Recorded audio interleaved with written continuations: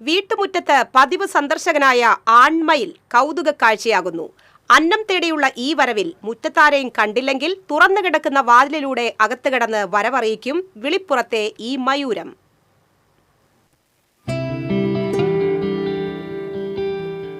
താന്യം പഞ്ചായത്ത് 3-ാം വാർഡിൽ പുതിയ വീട്ടിൽ മുഹമ്മദ് അലിയുടെ വീട്ടുമുറ്റത്താണ് മയിൽ പതിവായി വിരുന്നെത്തുന്നത്. വീട്ടുമുറ്റത്ത് ആരെയും കണ്ടില്ലെങ്കിൽ തുറന്നു കിടക്കുന്ന വാതിലിലൂടെ അകത്ത് കയറി കിട്ടുന്ന ഭക്ഷണം എന്തുതന്നെയായാലും ക്ഷമയോടെ കഴിച്ച് സ്ഥലം വിടുന്നതാണ് ഈ മയിലിന്റെ രീതി. ഞാനിപ്പോൾ 2 നേരം ചിലപ്പോൾ കാലത്ത് പിന്നെ വൈകിട്ട് തീരക്ക് വേണ്ടി വരും. നമ്മളെ വീടിൻ്റെ അടുക്കള ഭാഗത്തേക്ക് വരും.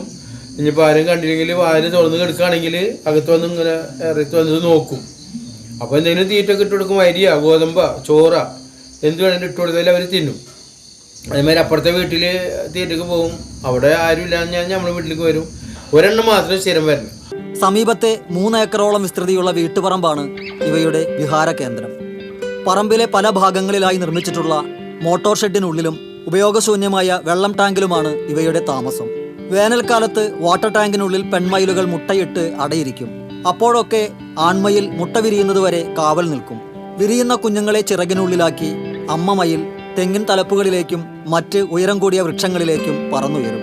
കഴിഞ്ഞ 10 വർഷമായി ഈ കാഴ്ച പതിവാണെന്ന് വീട്ടമ്മ തണ്ടാശ്ശേരി ശോഭന ബാബുരാജ് പറഞ്ഞു. ഇവിടെ മയിലുകൾ ഇഷ്ടം പോലെ ഉണ്ട്. 2.25 ഏക്കറിൽ 2-3 വാട്ടർ ടാങ്ക് ഉണ്ട്. അതിൽ വേനൽക്കാലത്ത് മുട്ടയിടും. കുട്ടികൾ വലുതാകുമ്പോൾ ചിറകിൻ്റെ ഇടയിൽ വെച്ച് കൊണ്ടുപോകും. തെങ്ങിൻ്റെ മുകളിൽ താമസം. പിന്നെ ഇവിടെ എപ്പോഴും ഇങ്ങനെ വരും. ഈ പറമ്പുകളിൽ ചേട്ടൻ്റെ വീട് അവിടെ എല്ലാവിടെയും വരും. തൊടിയിൽ കൃഷി ചെയ്യുന്ന ചുവന്ന മുളകും പച്ചപ്പയറുമാണ് ഇവയ്ക്കേറെ പ്രിയം. 1 ദശാബ്ദത്തോളമായുള്ള സമ്പർക്കം മൂലം പറഞ്ഞറിയിക്കാനാകാത്ത ഒരു ഇഴയെടുപ്പം ഈ വീട്ടുകാരും മയിലും തമ്മിൽ ഉടലെടുത്തു കഴിഞ്ഞു. TCV തൃശ്ശൂർ.